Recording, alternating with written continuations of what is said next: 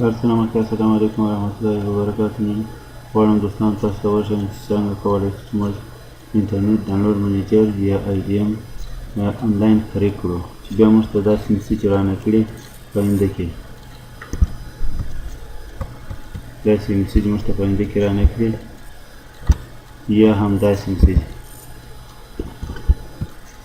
ځکه چې په دغو دوه مسیجو کې حتما یو مسیج موږ ښکاره کوي چې موږ که څه په غلطو کلیانو باندې رجسټر کړو. نو غواړم چې نن دا طریقه تاسو ته وښیم. د ټول نه مخکې به تاسو د IDM اصلي صفحې ته ولاړ شئ.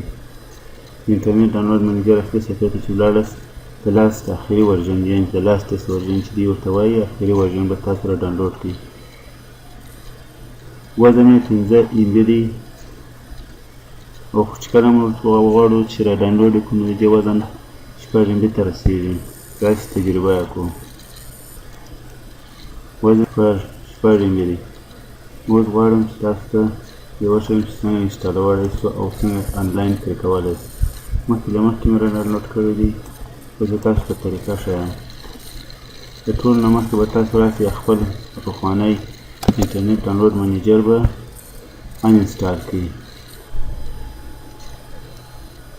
کنټرول پینل ته ولاړ شئ، پروګرامینګ فیچر ته، پروګرام فیچر څخه وروسته انټرنیټ ډاونلوډ منیجر پیدا کړئ، بیا ډبل کلیک ورباندې ووهئ، وروسته بیا اوکې او بیا به دغه اپشن ورته انتخاب کړئ سیل د فول اپشن، بیا به نیکسټ ووهئ. نیکسټ څخه وروسته بیا نیکسټ ووهئ. انټرنیټ ډاونلوډ منیجر انسټال شو. اوس غواړئ چې کمپیوټر مو ریبوټ یعنې ریسټارټ کړئ. نو زه غواړم چې تاسو ته خپل کمپیوټر ریسټارټ کړم او بیا اخري ورژن انسټال کړم. انټرنیټ ډاونلوډ منیجر په مکمله ډول انسټال شو. دا شرکټ یا پاته دی تر اوسه پورې دا شرکټ یې له منځه وړو، مکمل ډول له منځه وړه شرکټ یې هم. اوس غواړم چې هغه اخري ورژن IDM انټرنیټ ډاونلوډ منیجر انسټال کړم.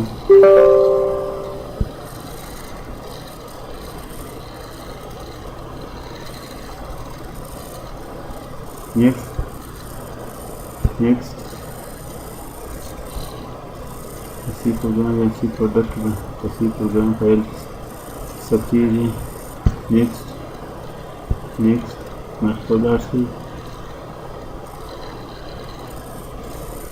مکمل ډول سره انسټال شو. اخري ورژن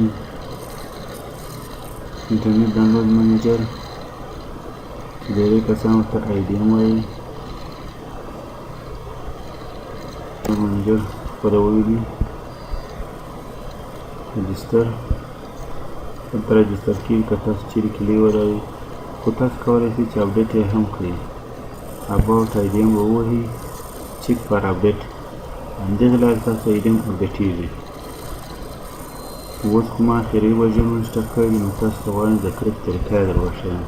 IDM ایګزیکټ کړئ. دا به یونیورسل ویب کریک فولډر ته چې دا IDM او د یونیورسل ویب کریک فایل زما د یوټیوب چینل د ډسکرپشن څخه د دې لینک ترلاسه کولی شئ. اوس به رن اډمنسټریشن به ووهو، ریټایل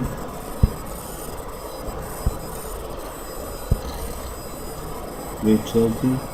نو دې څخه به وروسته تاسو راسئ بکاپ اپشن به ورته سوی کړئ.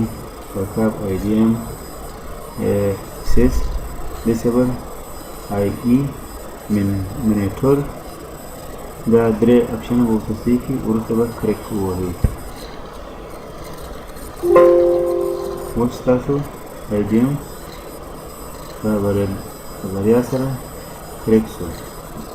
دا نو زموږ طریقه چې په IDM څنګه کولی شو آنلاین کریک کړو. IDM کریک شوی دی. نو رجسټر نه غواړي سیل ته به راشو. اباوټ کې IDM مخکې له مخکې دغه سایټ له خوا څخه آنلاین رجسټر شو. نور بیا موږ څخه کلی نه غواړي او نه هم هغه مسیج راته راوړي لکه مخکې چې بیا تاسو ته راوړي.